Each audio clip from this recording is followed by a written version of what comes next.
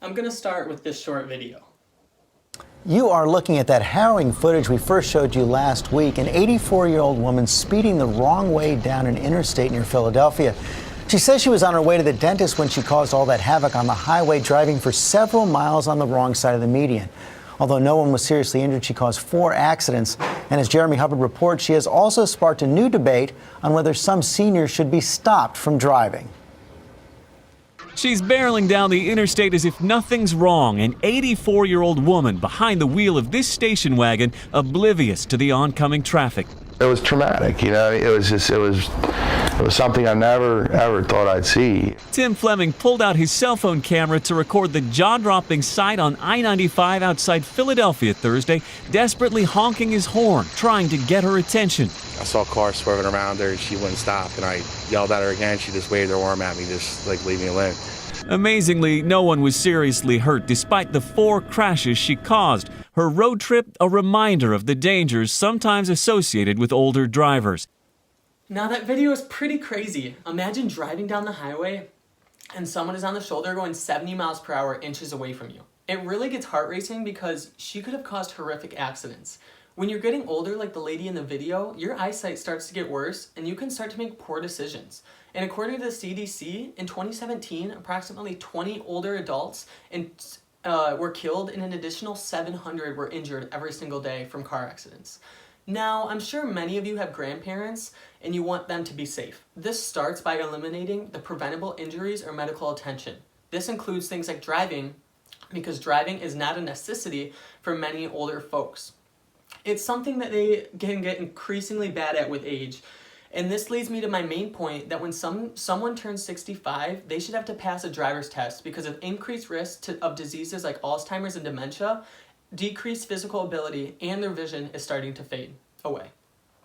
As adults get older, their vision starts to go. In Cynthia Owsley's article, Aging and Vision from Vision Research, they talk about studies and how they establish that older adults have impaired contrast sensitivity under photonic conditions at intermediate and high spatial frequencies.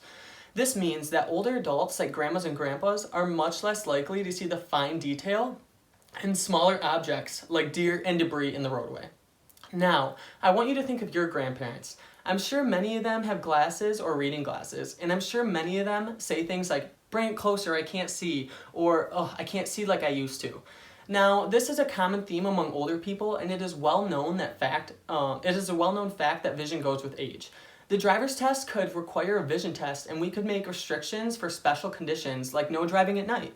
Along with vision, physical abilities like coordination and dexterity take a lot of effort.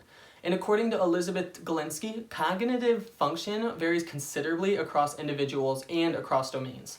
This is talking about how everyone is at a different level of cognitive function or physical ability. So that's why it's important to be tested, to find out where you stand. Again, I want you to think of your grandparents. I'm sure many of them struggle with some type of pain in the body, whether it be the neck, the back, the knee. You wouldn't want something to happen, you wouldn't want something like that acting up while they're driving because it could distract them from the roadway and eventually cause a crash. You never know. We could also take a look at their medical history and ask them if they have been experiencing any pain, and we could also put them in a driving simulator and make sure that they can do normal motions like checking the blind spots, using a blinker, and accelerating.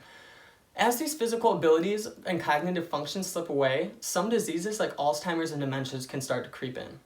And these diseases can cause many bad effects during driving, like failing to observe traffic signs, getting lost, not staying in your lane, and making poor decisions. According to the U.S. Department of Health and Human Services, when a person with Alzheimer's disease isn't alert, can't think clearly, and can't make good decisions is when he or she should stop driving.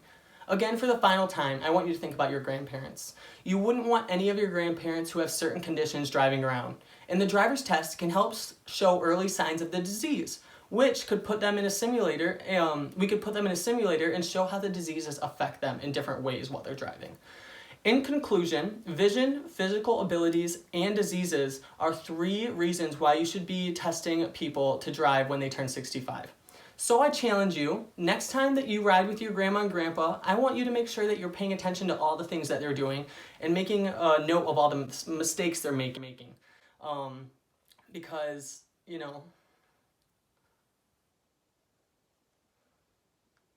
and all the mistakes they're making.